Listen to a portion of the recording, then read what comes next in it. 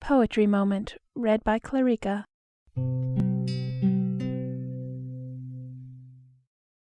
Simon Lee, the Old Huntsman, by William Wordsworth.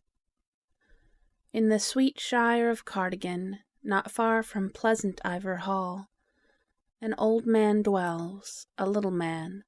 I've heard he once was tall. Full 35 years he lived, a running huntsman merry, and still the centre of his cheek is red as a ripe cherry. No man like him the horn could sound, and hill and valley rang with glee, when echo bandied round and round the halloo of Simon Lee. In those proud days he little cared for husbandry or tillage. To blither tasks did Simon rouse the sleepers of the village. He all the country could outrun, could leave both man and horse behind, and often, ere the chase was done, he reeled and was stone blind. And still there's something in the world at which his heart rejoices, for when the chiming hounds are out, he dearly loves their voices.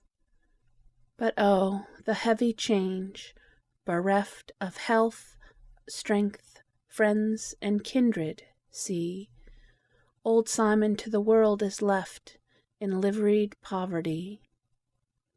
His master's dead, and no one now dwells in the hall of Ivor. Men, dogs, and horses, all are dead, he is the sole survivor. And he is lean, and he is sick, his body dwindled and awry, rests upon ankles swoln and thick, his legs are thin and dry. He has no son, he has no child, his wife, an aged woman, lives with him near the waterfall upon the village common. Beside their moss-grown hut of clay, not 20 paces from the door, a scrap of land they have, but they are poorest of the poor. This scrap of land he from the heath enclosed when he was stronger, but what avails the land to them which he can till no longer?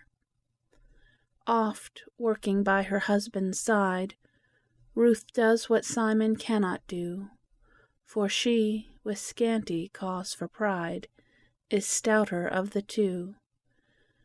And though you with your utmost skill from labor could not wean them, 'tis little, very little all, that they can do between them. Few months of life has he in store, as he to you will tell, for still the more he works, the more do his weak ankles swell.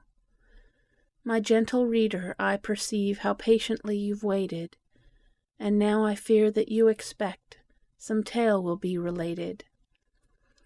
O reader, had you in your mind such stores as silent thought can bring, O gentle reader, you would find a tale in everything. What more I have to say is short, and you must kindly take it. It is no tale, but should you think, perhaps a tale you'll make it. One summer day I chanced to see this old man doing all he could to unearth the root of an old tree, a stump of rotten wood. The mattock tottered in his hand, so vain was his endeavor, that at the root of the old tree he might have worked forever. You're overtasked, good Simon Lee, give me your tool, to him I said, and at the word right gladly he received my proffered aid. I struck, and with a single blow the tangled root I severed, at which the poor old man so long and vainly had endeavored. The tears into his eyes were brought, and thanks and praises seemed to run so fast out of his heart I thought they never would have done. I've heard of hearts unkind, kind deeds with coldness still returning. Alas, the gratitude of men has oftener left me mourning.